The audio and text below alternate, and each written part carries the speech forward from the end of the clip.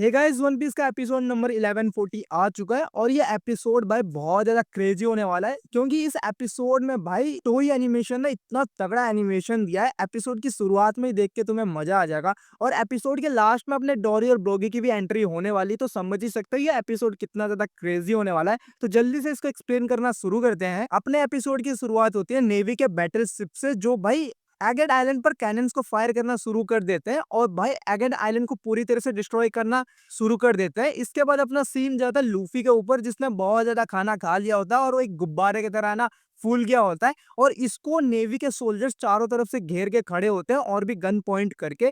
और यहाँ पर लूफी है ना अपने सारे खाने को डाइजेस्ट करने का ट्राई कर रहा होता है और अचानक से ही वो अपने सारे खाने को ना डाइजेस्ट भी कर लेता है। इसको देखकर भाई सभी मरीन्स की तो फटी जाती है और एक बंदा तो बोलता है भाई ये तो सही में मॉन्स्टर है, कहीं ये मुझे भी ना निगल ले। और तभी है ना इनके पीछे से एक कैनन आकर, मतलब एक कैनन बॉल आकर इनके पास गिरता है और यहाँ पर सारे मरीन्स है ना उड़ जाते हैं। और इसी स्मोक के बीच हम भाई लूफी के एक डेविल वाले स्माइल को देखते हैं और तुम आगे समझ ही सकते हो क्या होने वाला है। इसके बाद जितने भी मरीन्स होते हैं वो सभी स्मोक के अंदर अपने लूफी को ढूंढने लगते हैं और पीछे से हम भाई लूफी की हंसी को सुन पा रहे होते हैं। और भाई इस हंसी को सुनने के बाद तो भाई हमेशा ही गूज़बम्प्स आ जाते हैं।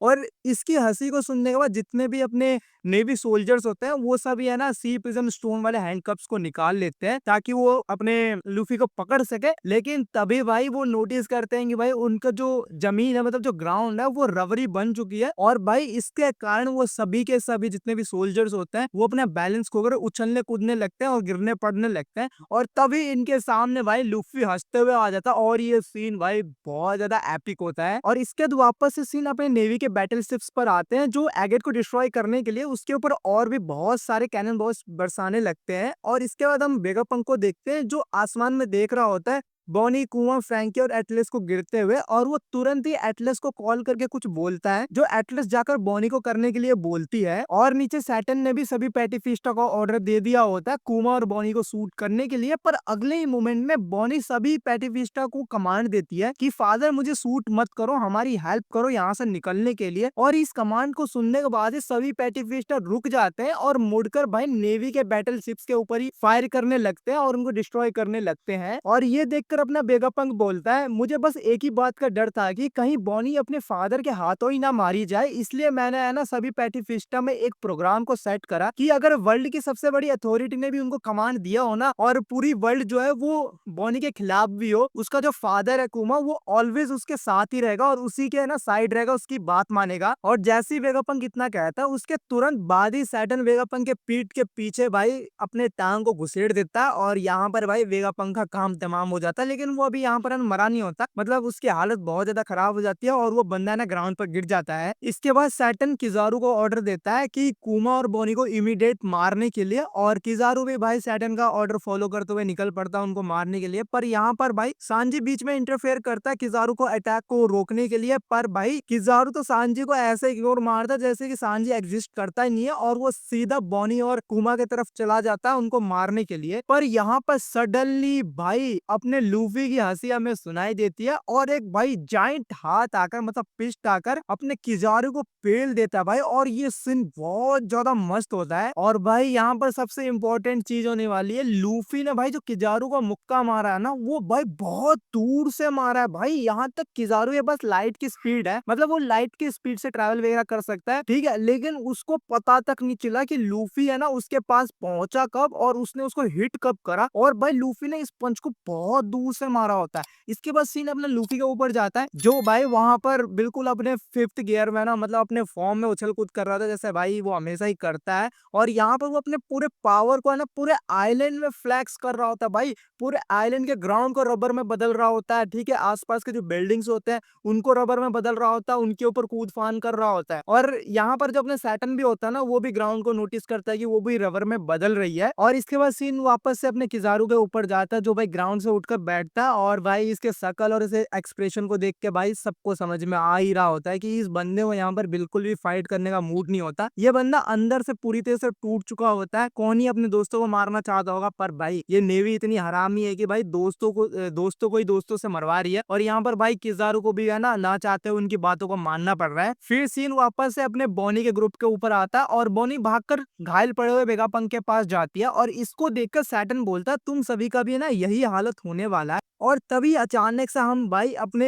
निका फ्रूट के हार्ट बीट को सुनते हैं और इसको सुनने के बाद भाई सांजी, सैटर्न, बॉनी सभी शॉक्ड हो जाते हैं। और यहाँ पर अचानक से ना ड्रम्स ऑफ लिबरेशन की है ना वॉइस आनी शुरू हो जाती है। भाई इसके रिदम को अपने बॉनी भी पहचान लेती है। जो लूफी होता है वो भी भाई मस्त कूदते फांदते हंसते हुए भाई बिल्डिंग को हिलाते हुए आगे आ रहा होता है। और ड्रम्स ऑफ लिबरेशन को सुनकर अपना अहमद भी जाग जाता है भाई। और ये सीन भी बहुत ज्यादा मस्त होता है अहमद की आंखें देख के भाई। मतलब हमने अहमद की आंखों को देखा था, अब यहाँ पर वो बंदा है ना अपने फेस को भी हल्का सा मूव करता है और ये सीन भी काफी ज्यादा बढ़िया होता है। और ड्रम्स ऑफ लिबरेशन के रिदम को अपनी बॉनी भी यहाँ पर पहचान लेती है। और फिर हम उसका एक पास्ट के सीन को देखते हैं जहाँ पर कुमा बॉनी को निका के बारे में बता रहा होता है और इसको सुनने के बाद कुमा और बॉनी जो है वो निका डांस करने लगते हैं और साथ में इसी रिदम को भी है ना गा रहे होते हैं। तो बॉनी यहाँ पर उस रिदम को पहचान लेती है और सीन वापस से जब प्रेजेंट में आता है तो जो अपना लूफी होता है वो भाई गियर 5 में इनके सामने भी आ जाता है। और इसको देखकर बॉनी की तो आंखें फटी की फटी रह जाती है। और यहाँ पर अपना वेगापंक बोलता है तुम अभी तक रियलाइज नहीं कर पाई क्या, कुमा ने जिस बंदे पर अभी तक नजर रखा था लूफी है और यही सनगोड निका। और ये सुनने के बाद भाई लूफी बिल्कुल सनगोड निका के पोज में भाई आसमान में आता और बॉनी उसको देखती है